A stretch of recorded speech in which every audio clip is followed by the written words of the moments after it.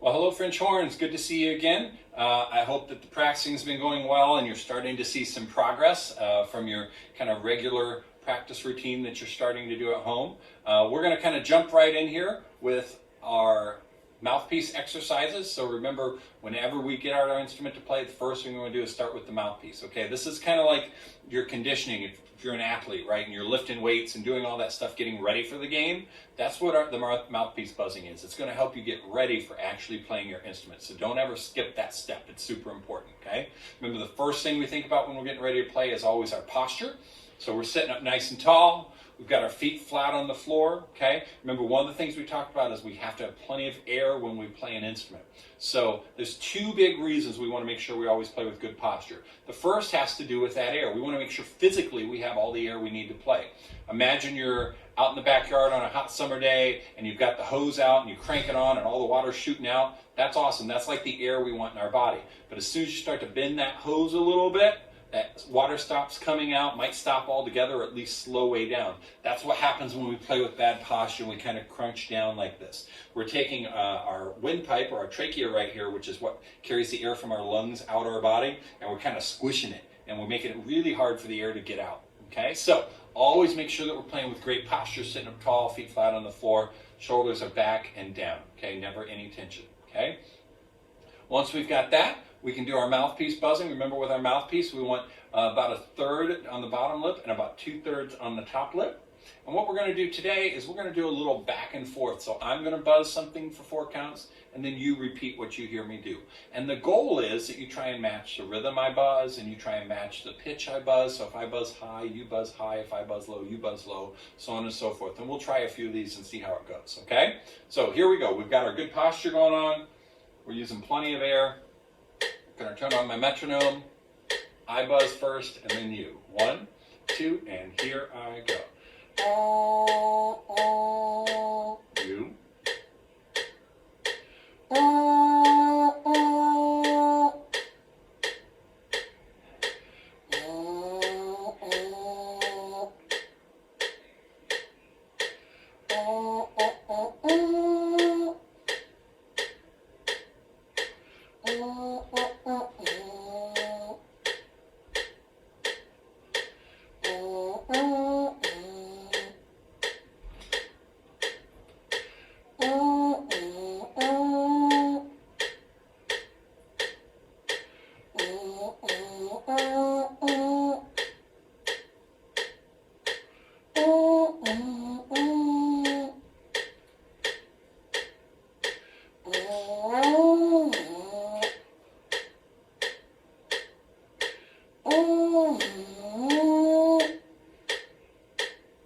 All right, nice job. Off to a good start. Hopefully you're finding that starting to get a little bit easier. Remember, we're training these muscles here in our embouchure to be able to learn what to do when we want high sounds versus low sounds. So just like any other muscle in the body, we have to train them for what it is we want them to do. Okay, so you guys are off to a good start on that. Then in addition, don't forget that we've got our siren. Let's try our siren together one time. Ready, and go.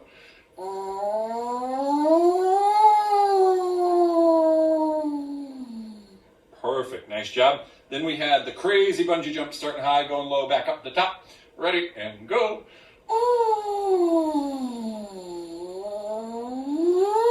Perfect, nice job. And then my personal favorite, the roller coaster. Here we go, ready.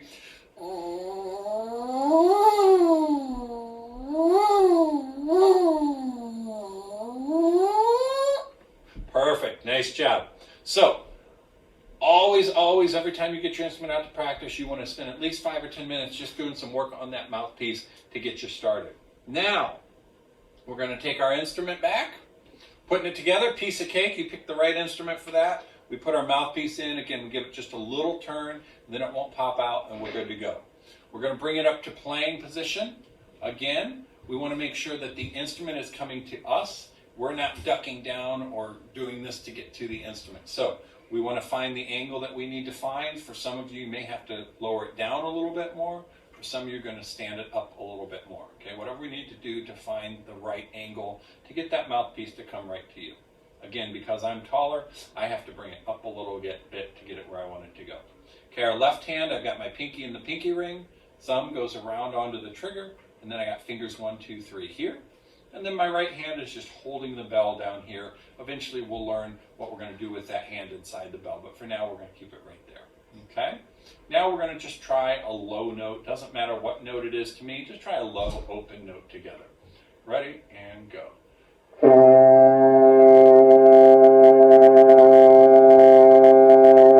Nice job. Now we're going to see if we can play a higher note than that, so faster air, firmer embouchure. Still no fingers.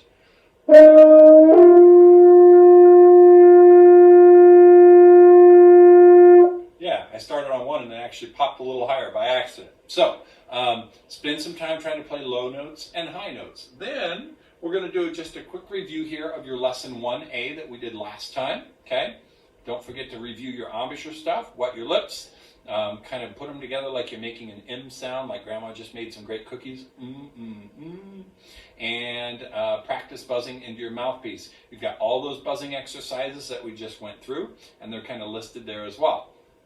Then we're going to jump down to our 5-note scale. Starts on F, works its way up to C. And we did this last time, so let's just go ahead and review that again. And we're going to do it just like we did last time. 4 counts on each note with 4 counts rest in between. Before we start, let's make sure we're all on the first note together. Let's find our F. Let me make sure I can find it for you.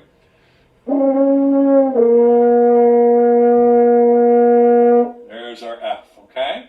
So let's see if we can match that pitch together. I'll play the F, and then you're going to play it and listen and see, am I too high, too low, or just right? Here it is. Ready, and go.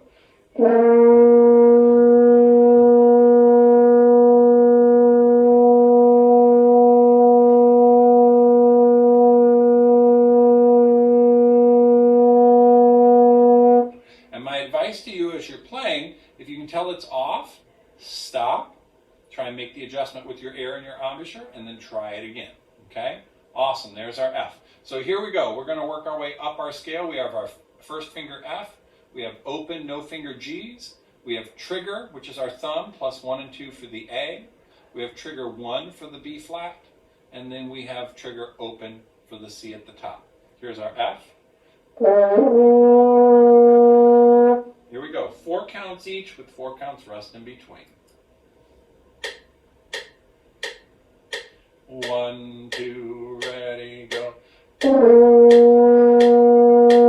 Up to G, ready, and go. A, trigger 1, 2, and go. B flat, trigger 1, and go. C, trigger only, go.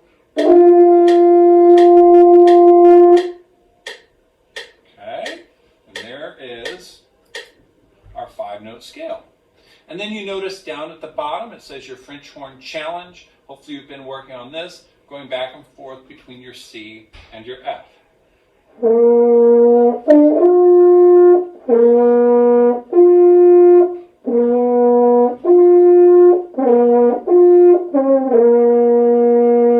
Training those muscles go back and forth. Okay?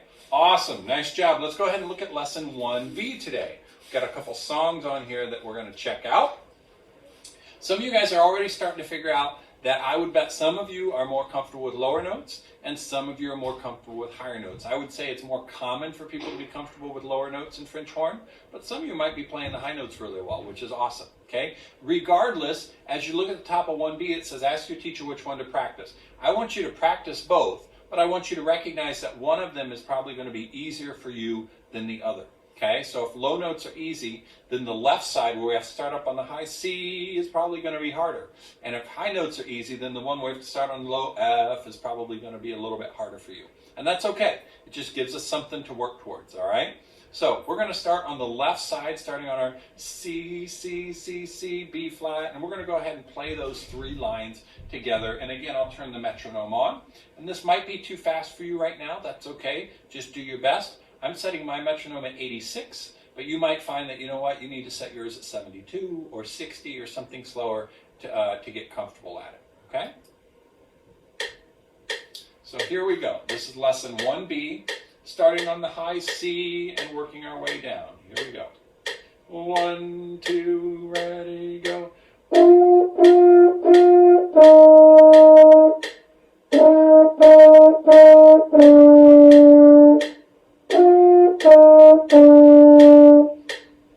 Okay, so that kind of works our way down. Now let's do the one on the right side that starts low with our F and works up.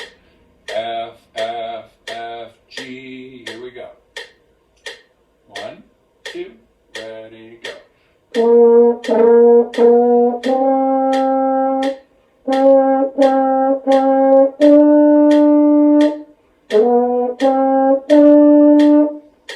Okay, so that's the right one. Like I said, one of those is probably easier than the other for you right now, and that is totally fine. Okay, jumping down to hot cross buns. This one's a classic. Okay, so we're going to take a look at this. You notice it's kind of repetitive, right? As you look at it, A, G, F, A, G, F, A, G, F. That happens 3 times. So once you get that, you're in pretty good shape. We're going to do it a little slow, so we're going to play 2 counts on each of these notes to start us. And then when we get to the Fs and Gs, we'll do 1 count on each of those. Okay, so here we go. Hot cross buns. First note is A, which sounds like this.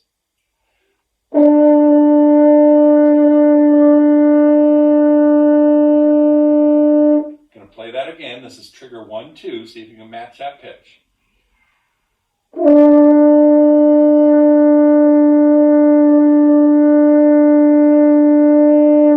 Okay, here we go. Hot cross buns. 1, 2, ready, go.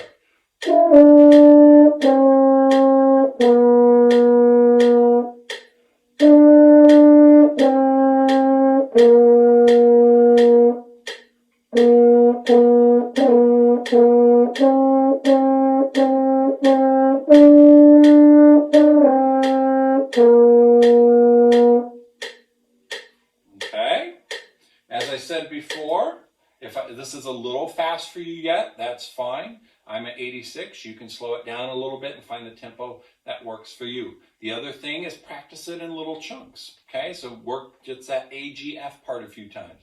Then work the repeated Fs and the Gs. Okay, and then finally, another great way to practice on these songs is play along with my video, but instead of actually playing it, just say your note names and move your fingers. That's another great way to do that, and we do that in class a lot as well. Gets you comfortable with this part while not stressing about the embouchure, and then we'll add the embouchure piece into it. So if at any point you're getting overwhelmed, see how you can simplify it a little bit to feel comfortable, and then we'll add things back in.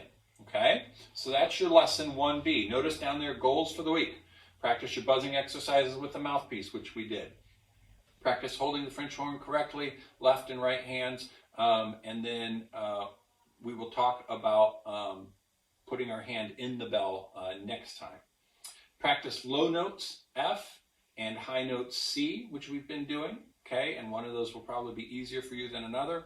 And then practice your songs, okay? All the songs. And then finally, of course, always playing with great posture, all right? You guys are off to a great start. Looking forward to hearing you in person soon, and we'll see you on the next video. Bye.